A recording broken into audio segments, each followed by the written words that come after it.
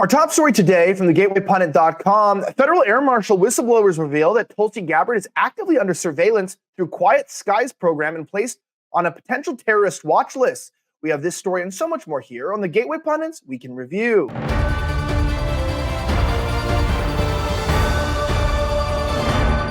My name is Elijah Schaffer, and this is the Week in Review, where we cover the top 5 stories of the last 24 hours in around 10 minutes. Our top story today from the GatewayPundit.com, Jim Hoff reports that Federal Air Marshal whistleblowers reveal that Tulsi Gabbard is on a terrorist watch list. Or is she? Several Federal Air Marshal whistleblowers have come forward to expose the former U.S. Representative and 2020 Democrat presidential candidate Tulsi Gabbard is currently enrolled in the controversial Quiet Skies program, Uncover DC reported. Quiet Skies is a program by the TSA that uses air marshals to track and observe suspicious passengers. The program's goal is to identify travelers who may pose a risk to aviation security, in short, a terrorist. Air marshals observe passengers' behaviors in airports and on flights. They take notes and send detailed reports to the TSA. The program is an expansion of a practice where air marshals surveil subjects of open FBI investigations. This is the same program weaponized against J6 defendants and their families. In 2023, Sonia Labasco, the director of the Air Marshal National Council, made a shocking revelation about the current situation of U.S. air security. According to her, in the current condition, regular commercial flights will not be serviced by air marshals.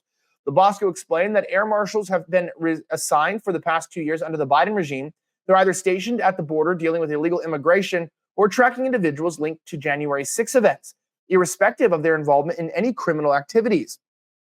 Now, Sonia Labasco revealed that a group coined as the Quiet Skies has been focusing on individuals who happen to be in the National Capital Region during January 2021, tagging them as possible threats.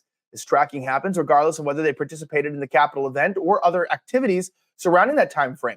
Any person within the vicinity for any reason, even innocent activities such as attending a funeral or a job interview, is potentially put on the domestic terrorist list and followed by air marshals during their travels. It goes on to say now, according to the whistleblowers, Gabbard is unknowingly monitored by 2 explosive detection canine teams, 1 transportation security specialist specializing in explosives, 1 plainclothes TSA supervisor, and 3 federal air marshals on every flight that she boards. Isn't that insane? So Tulsi Gabbard is out there. Why are they targeting Tulsi Gabbard? Well, Sonia Labasco says that executive director of the Air Marshal National Council revealed that at least 1 whistleblower is prepared to provide documentation substantiating these claims. Despite her attempts to reach out to Gabbard on her staff for comment, she's received no response. It goes on to say their concerns echo a growing fear among conservatives that the government is engaged in a big domestic surveillance grab. And that's absolutely true. Now, why is that the case? Well, we know Tulsi has switched to being right-wing, at least somewhat moderately conservative. The Gateway Pundit reported that even recently, Tulsi Gabbard exposed MSNBC as a propaganda machine for Democrat elite, deceptively edits Joe Rogan clip to fabricate support for Kamala Harris. On Friday, former Congresswoman Tulsi Gabbard launched a scathing attack on MSNBC, accusing the network of manipulating media narratives to serve interests of the Democratic elite. In a video posted on social media, Gabbard alleged that MSNBC had deceptively edited a clip featuring podcast host Joe Rogan, misrepresenting his comments to create the illusion that he was endorsing Kamala Harris. MSNBC is again exposed. Gabbard explained that MSNBC combined 2 separate clips of Rogan, one where he discussed Harris and another where he spoke about her. This is editing tactic, she explained, distorted the context of Rogan's remarks and falsely implied his support for Harris. In the video, Gabbard stated that, not sure if you guys caught this, but MSNBC was exposed today for yet another set of lies. They deceptively edited together this video of different Joe Rogan comments to make it appear that he was singing praises of Kamala Harris. It's not reflected at all of the truth of what Joe Rogan thinks. She said, I think MSNBC has since taken this post down. But what's really serious here is that not only does Joe Rogan deserve an apology, there's actually something far bigger at stake here. This is yet another example of how MSNBC is working hand in glove with the Democratic elite and the Kamala Harris campaigns to try to spread lies. Simply, things are not true, she added. The former Democrat candidate went on to suggest that MSNBC's actions might constitute a violation of the FEC regulations. So obviously these people are under attack, they're being surveilled, and so there's nothing you can do about it because the government hates you and they want to continue to destroy you. So we'll just leave it at that.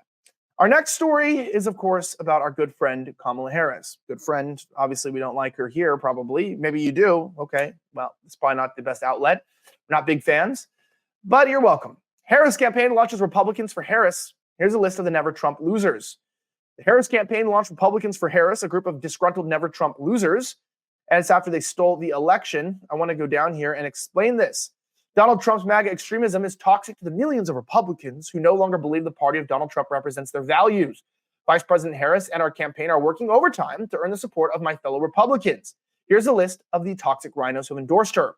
Former Trump White House officials Stephanie Grissom, Olivia Troy, former Secretaries Chuck Hagel and Ray LaHood, former Governors Jim Edgar, Bill Weld, Kristen Todd, former Lieutenant Governor Jeff Duncan, former members of Congress Rod Chandler, Tom Coleman, Dave Emery, Wayne Gilchrist, Jim Greenwood, Adam Kinzinger, John LaBoutelier, Susan Molinari, Jack Quinn, Denver Riggleman, Claudine Schneider, Christopher Shays, Peter Smith, Alan Steelman, David Trott, Joe Walsh, Arizona Mayor John Giles, former GOP State Chair Chris Vance, Young Republicans for Harris, Reed Howard, former RNC delegate Rena Saw, and so much more. Traitors, I would say. How can you be a Republican for Harris? Like, this is sort of undermines the whole relative idea of sort of being a Republican, right? You're sponsoring the other candidate. I can understand if you're critical of Trump. I'm critical of Trump in his own regard too. But this is just downright disgusting, right? And I'm only critical of him because of the vaccines, and he's like sort of left white people in the gutter while propping up a lot of minorities. And I'm not opposed to the former. It's like, maybe perhaps try to help out your base because he's losing the white vote. It seems like not as much as he had in 2016. So we'll see. But I hope I'm wrong. There's another story here. There's a revolution brewing in Britain. I don't know if you've heard about this. Tommy Robinson doxxed by Daily Mail as asylum hostels set on fire and Muslim Defense League chases Englishmen with 2x4s. Check this out. Riots continued in UK on Sunday as protesters set an asylum center in infamous gang rape hotbed Rotherham on fire. The Daily Mail doxed the location where activists and his 3 children. Alex Jones interviewed Tommy, who predicted he will be imprisoned by the UK regime again. Armed Muslim gangs roamed the streets in Middlesbrough, attacking white Englishmen, while police cracked down on what Prime Minister Keir Starmer called far-right thugs. Tommy spoke to Alex Jones for half an hour overnight Sunday and Monday. There's a revolution brewing in Britain, he said. Tommy Robinson responded to UK Prime Minister's call for his arrest as UK plunges into a globalist planned civil war. Well, there's no evidence that Tommy Robinson committed any crimes except for trying to restore nationalism in the country. His political rivals want him in jail. Think of it sort of like the lawfare against Donald Trump. Their ultimate goal is to have him put in prison so he cannot rally the troops. Our thoughts and prayers go out to him. If you want to know more about that story that happened, you can go ahead and look it up. I'm going to be covering it tonight on my show, Slightly Offensive. I run a podcast. It's very offensive, and it has no correlation to this network, but that'll be tonight at 11 o'clock on Rumble. We're going to be jumping into this whole story, but it is really fascinating on what's going on there, and I encourage you to check it out. Our last story today is a video you can watch directly on the website, but charlatan Dr. Peter Hotez called Biden regime to deploy DOJ, DHS security forces against anti-vaxxers in the U.S. The so-called health expert, Dr. Peter Hotez, has called Biden regime, the United Nations, and NATO to deploy security forces against anti-vaxxers in the United States. He said if you refuse to debate this stuff, it's insane because you should be involving the armed forces because vaccine hesitancy is actual violence. He said it's actual violence. Think about that. Well, if you like this report, don't forget to subscribe directly to our Rumble account. We're at The Gateway Pundit, and you can sign up directly for our mug club at thegatewaypundit.com. Thank you for watching The Gateway Pundit's Week in Review. I'm Elijah Schaffer. Have a great rest of the week as always, and may God bless the United States of America. I'm signing out.